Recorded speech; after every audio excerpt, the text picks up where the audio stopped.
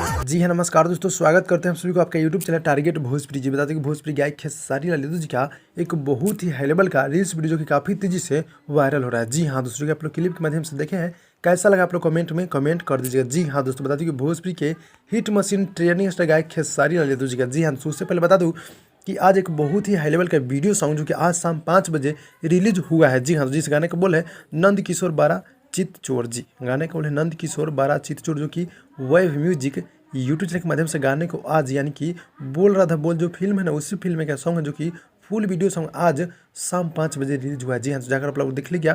और खेसारी लाल यादव जी और प्रियंका सिंह सॉन्ग को मिलके पूरा किए, गाना बहुत ही हाई लेवल का। जी, छोटू यादव जो गीत को लिखे और म्यूजिक है, डायरेक्टर हमारा म्यूजिक डायरेक्टर जो कि छोटू बाबा जो है। जी हाँ, सो गाना बहुत ही हाई लेवल का, जो कि बोल रहा था बोल फिल्म का है, तो आप लोग जाकर देखिएगा। जी हाँ दोस्तों, तो भाई लोग ये छोटा सा अपडेट था, अच्छा लगा था लाइक कीजिएगा, चैनल अपने चैनल को सब्सक्राइब करके आप लोग जाइएगा। जी हाँ दोस्तों, और रील्स वीडियो के बारे में क्या रहा है आप लोग कमेंट में कमेंट कर दीजिएगा। मिलते हैं अगले वीडियो में, तब तक के लिए धन्यवाद।